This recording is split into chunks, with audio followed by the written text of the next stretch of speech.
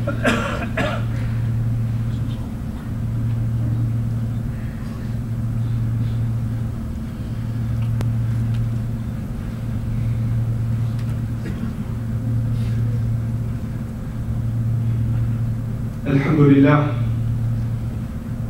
لله الذي نحمده ونستعينه ونستغفره ونؤمن به ونتوكل عليه ونعوذ بالله من شرور أنفسنا ومن سيئات أعمالنا من يهده الله فلا مضل له ومن يضلل فلا هادي له ونشهد أن لا إله إلا الله وحده لا شريك له ونشهد أن محمدا عبد الله ورسوله أرسله الله تعالى بالهدى ودين الحق ليظهره على الدين كله وكفى بالله شهيدا وصلى الله عليه وسلم تسليما كثيرا كثيرا ثم أما بعد فإن أصدق الحديث كتاب الله وخير الهدي هدي محمد صلى الله عليه وسلم وإن شر الأمور محدثاتها وإن كل محدثة بدعة وكل بدعة ضلالة وكل ضلالة في النار. يقول سبحانه وتعالى في كتابه الكريم بعد أن نقول أعوذ بالله من الشيطان الرجيم ولا تقف ما ليس لك به علم إن السمع والبصر والفؤاد كل أولئك كان عنه مسؤولا ولا تمشي في الأرض مرحا إنك لن تخرق الأرض ولن تبلغ الجبال طولا رب اشرح لي صدري ويسر لي أمري واحلل عقدة من لساني يفقه قولي اللهم ثبتنا عند الموت بلا إله إلا الله اللهم اجعلنا من الذين آمنوا وعملوا الصالحات وتواصوا بالحق وتواصوا بالصبر آمين يا رب العالمين. In Surah Al-Isra, about the 23rd ayah onwards, 17th surah of the Quran, there are a set of ayat about which Ibn Abbas radiallahu ta'ala says these are the ayat that are the equivalent of what Bani Israel was given. The famous term we use is the Ten Commandments, the essential principles and guidance for that community. The Quran's rendition of that, the Quran's version of that also occurs in Surah Al-Isra, also called Surah Bani Israel. And in these 18 or 20 ayat or so, Allah Azza wa Jalla gives fundamental guidance for a community, starting with family life, parents, and then moving on to finances, and then criminal law, and just essentials of what a community needs to be abiding by in order to be a healthy community. Towards the tail end of that passage are these two ayat that I'd like to share with you. In this instruction that was originally also given to Bani Israel, and now it's so valid that it's being continued and given to us as well. Allah Azza wa Jalla says, وَلَا تَقْفُ مَا لَيْسَ لَكَ بِهِ عِلْمٍ. Don't pursue. The word qafa in Arabic, an interesting word, one of the meanings of al-qafa is the back. When you follow somebody closely, like you're right behind their back. From it, different words are formulated from it in the Arabic language, and another word is used in the Quran when Allah sent prophets one after another. قَفَّيْنَا مِن بَعْدِهِمْ. We sent them one after another continuously. Qafa also means to follow exactly the footsteps of somebody else. So the ayah, a close word in Arabic to that is al-ittiba'.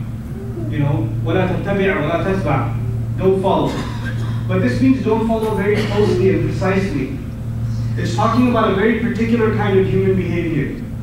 When we have something in our tradition, in our culture, in our family, maybe something in our country, in our society, that everybody follows. And everybody follows it exactly. And so you follow it too. You do it too. And you have been doing it for some time, so you get used to doing it. And human beings, we're creatures of ada, we're creatures of habit. So when you do something for a long time, you get used to doing it, you don't question it anymore. It just becomes a part of your life. And it's very difficult for human beings to change their behavior. It's very different to change the way you were doing things and do something else. It's very, very difficult.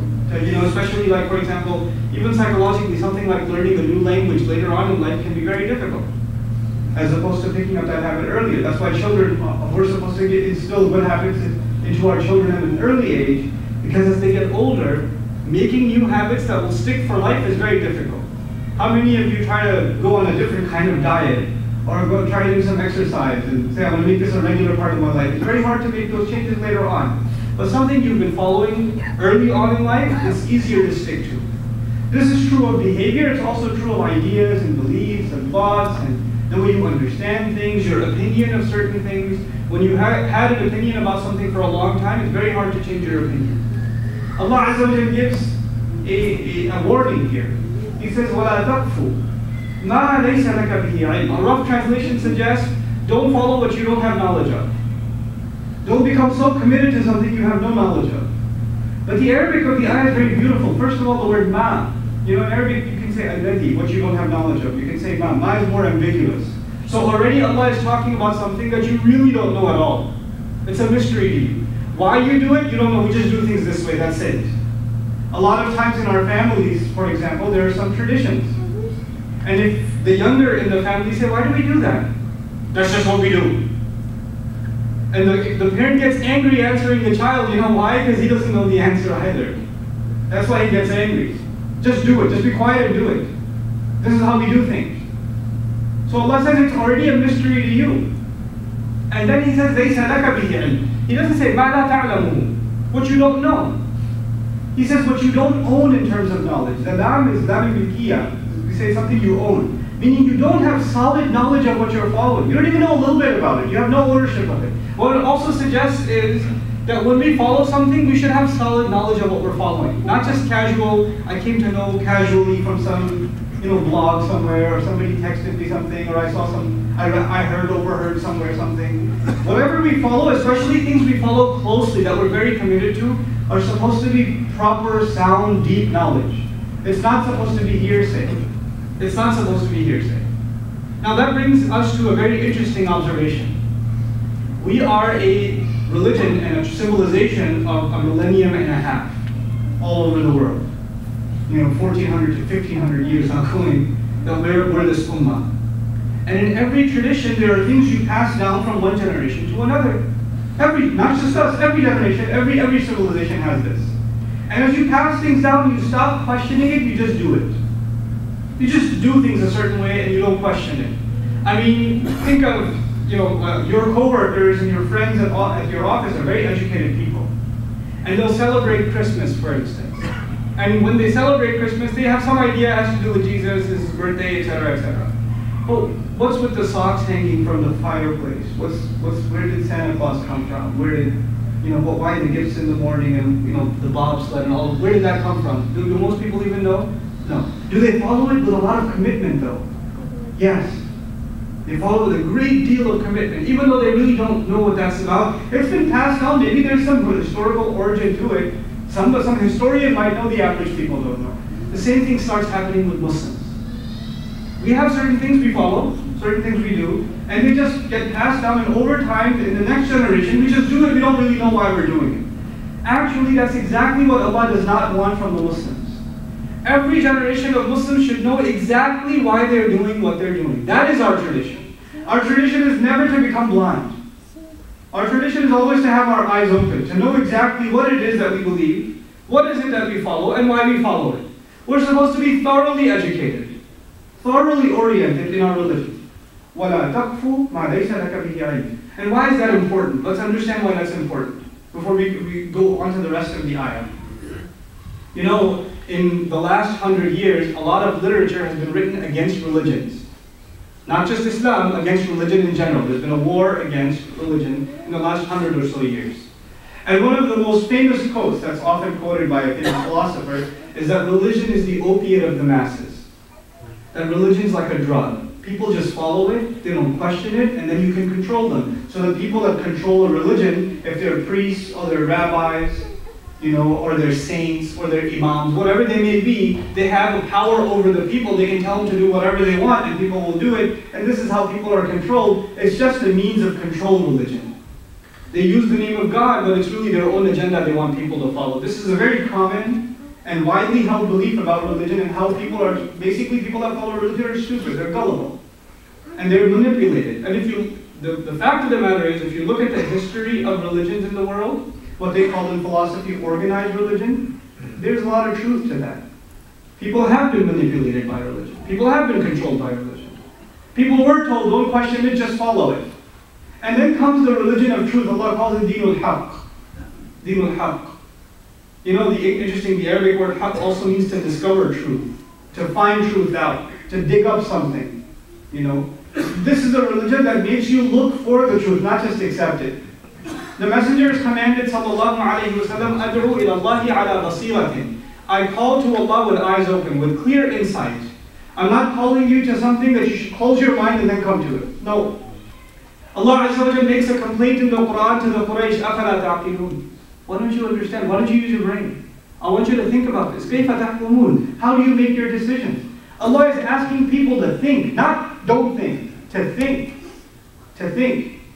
Interesting, I met a Muslim, just last week I was in Little Rock, Arkansas. I met a Muslim, a young brother who became Muslim when he was 16. Only Muslim in the school, white kid. Only Muslim in the school, right? And his preacher is really worried, because it's a small town, they all go to the same church. So his preacher's been trying to talk to him for like 3 or 4 years now. So he's having a conversation with his preacher about Tawheed. And how, Tawheed makes perfect sense. And you know what his preacher basically told him at the end of it? You're being too logical. You shouldn't be so logical. You just have to accept and follow something without having to make sense of it. You just have to follow it. That's it. Just do that. Allah Azza wa Jalla commands the exact opposite. But you know what? We're being tricked. Our youth are also being tricked. All religions must be thoughtless, baseless. And our youth also are starting to think our religion is baseless. We just do what our parents do. We just come to Jummah because our parents bring us to Jummah. We just, I don't know why we have to dress a certain way, look a certain way, why we can't do this or that or the other. Your kids have questions. They say, why can't we do that? I mean, I was teaching a seminar one time and the little boy asked, how come we can't sit with the women? How come the men can't sit with the women? And what do his parents typically say? Because it's haram. Why is it haram? Because I have a hand that's bigger than your face. That's why it's haram. That's enough for you. That's it. End of story. There's no need to talk about it. No need to set the foundation. No, this is actually the exact opposite of what Allah Azza wa Jalla wants from us. He wants us to be thinking, open-minded people. Think about it this way. I want to present it to you this way. We ask people to be open-minded when we're giving them da'wah to Islam. We want them to consider the possibility that Islam is the truth. We want them to think about the ayat of the Quran, about the character of the Messenger sallallahu alaihi wasallam. We want them to think about it with an open mind. That's what we want them to do. How can it be then that once you become Muslim, you're supposed to be closed-minded? The entire foundation of da'wah is for people to be open-minded and pursue knowledge and pursue understanding. And yet you find when people come to Islam, or people that claim to be Muslim, most of our community, when it comes to pursuing knowledge, no. We just follow this. We don't have to look into it again.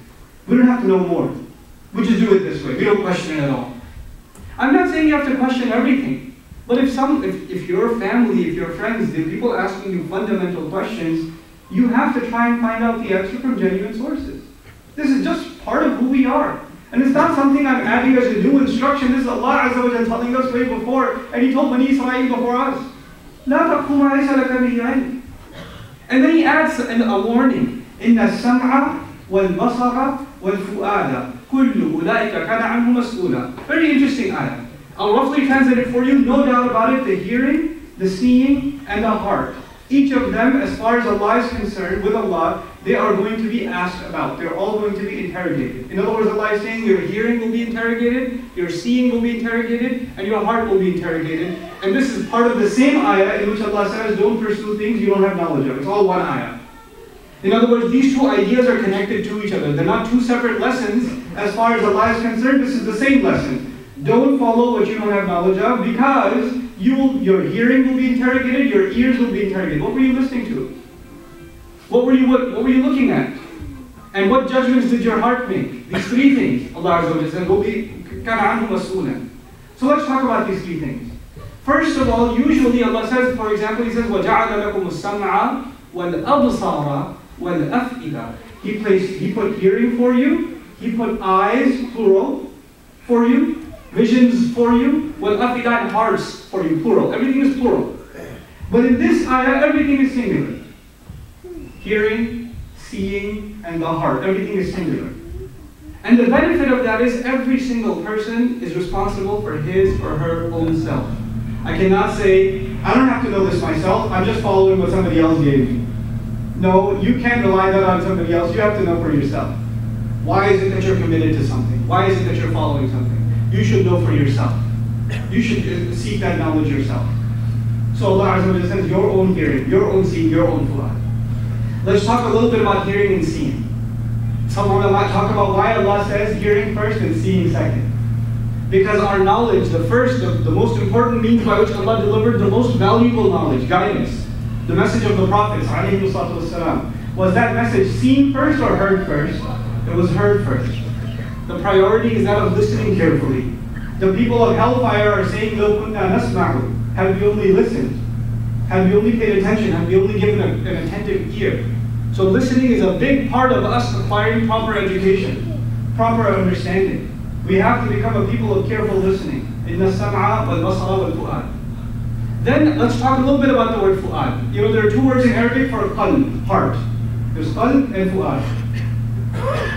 And I'll tell you something. This ayah is about being interrogated. So what you listen to, you better be careful what you listen to. You better listen to authentic, good things. Don't just listen to hearsay.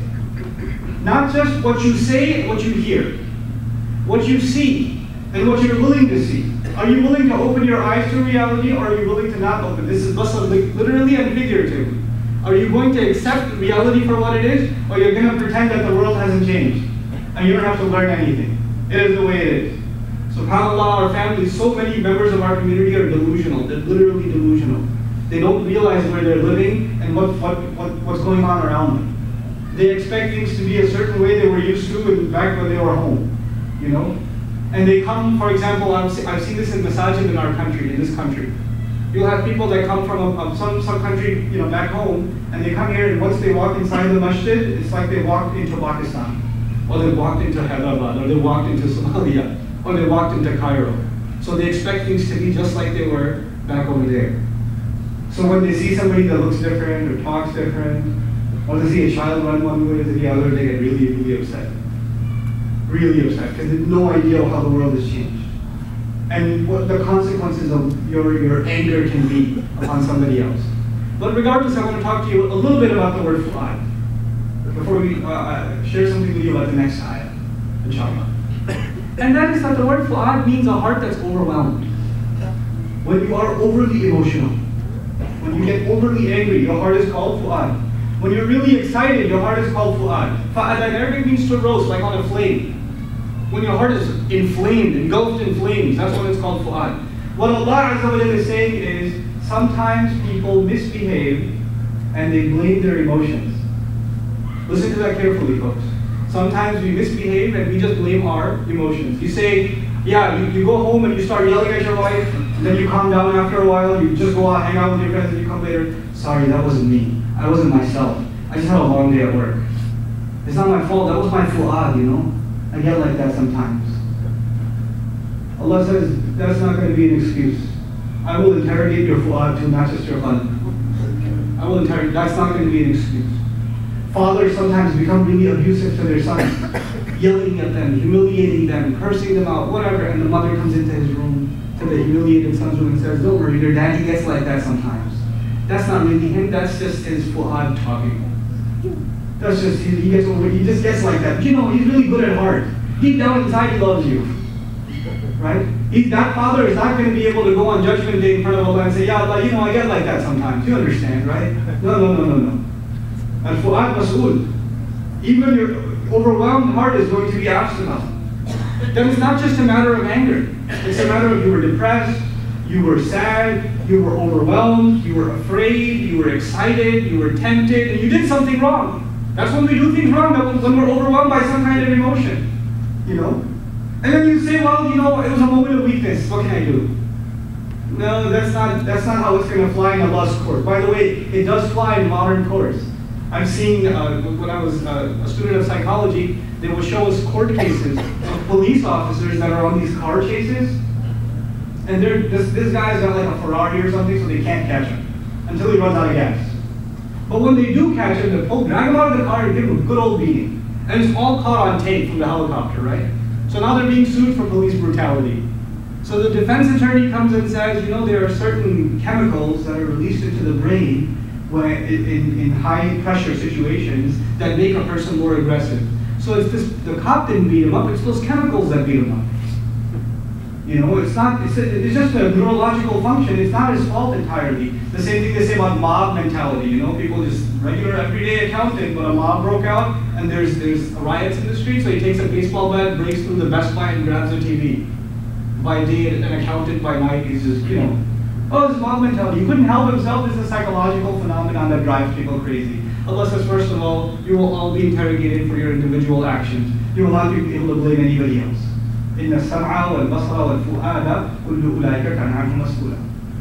Another very powerful benefit that comes out of this ayah is that we become very adamant about things in our religion, especially the things we don't know anything about. Don't do that, that's haram. Yeah. You know that's haram? Yeah, of course it's haram. Where did you learn that it's haram? I don't have to learn anything, I already know it's haram. Don't do it. Really? You don't even have knowledge of that yourself, and you're ready to point at somebody else? What if you're wrong?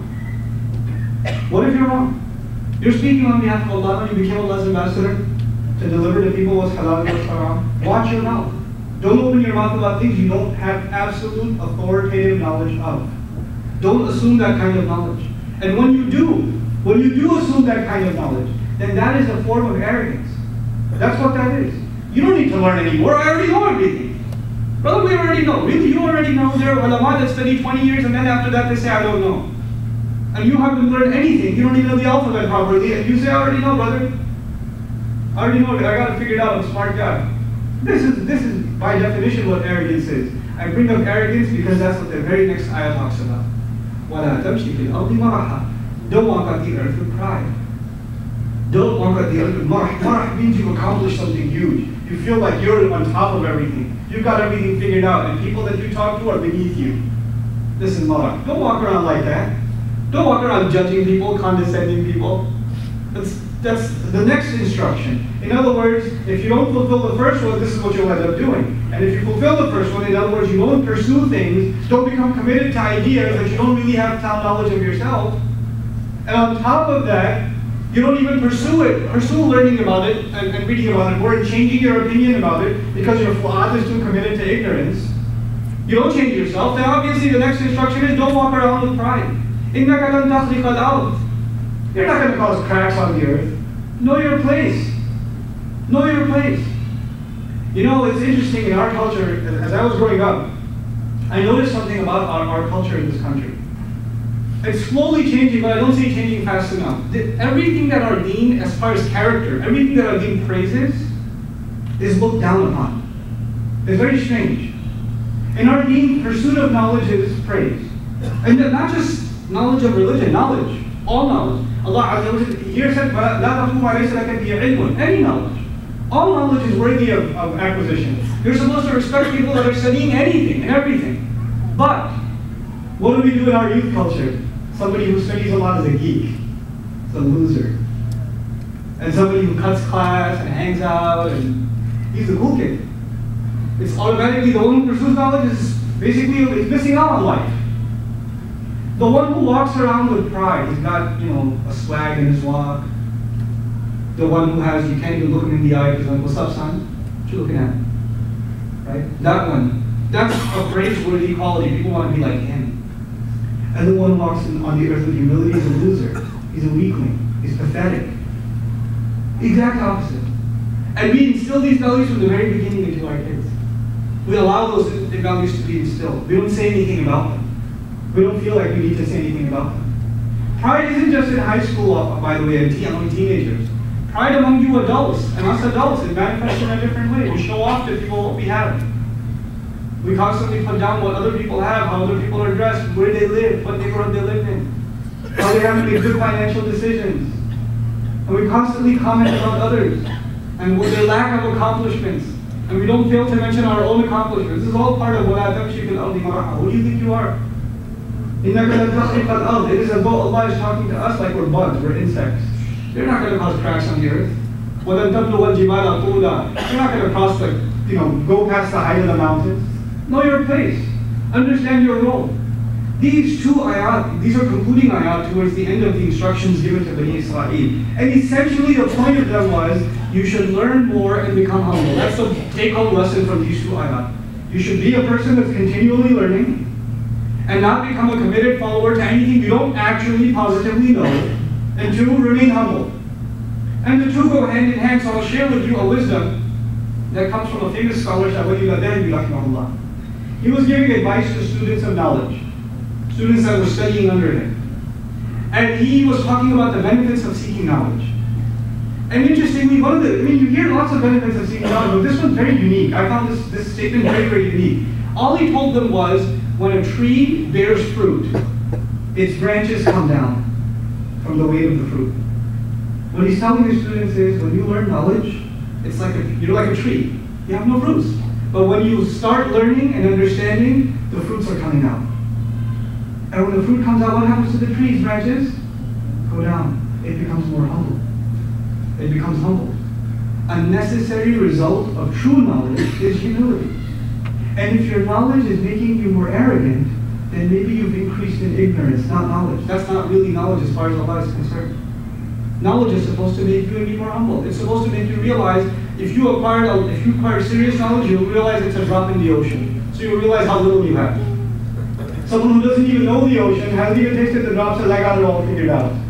They don't even know there's an ocean ahead of them, right? SubhanAllah. This is the advice Allah Azza wa Jalla in sum gives us. That we are, the thing Allah is not ever going to accept is kibr, is arrogance. It's the antithesis of our iman. And if that arrogance comes out in our conversations with each other, if it comes out in how assumingly we're very confident in our opinions about especially things that have to do with their religion, and we just say them with no fear of consequence, without properly knowing or even consulting the people that are qualified to know about those things, and we talk about these things so casually, then that is by definition what arrogance is. That is what Allah Azza wa Jalla looks down upon. And Allah Azza wa Jalla make us a people of humility, make us a people of that truly love seeking knowledge and don't speak what they don't really know about. That learn to follow and commit themselves to what they truly know. May Allah Azza wa Jalla increase the sincere knowledge of this ummah, and by means of that genuine knowledge, may Allah Azza wa Jalla continue to increase us in our sincerity and in our humility. Barakallahu li wa lakum fil Qur'an al-Hakim, wa nafa'ni wa iyyakum bil ayat wa dhikr.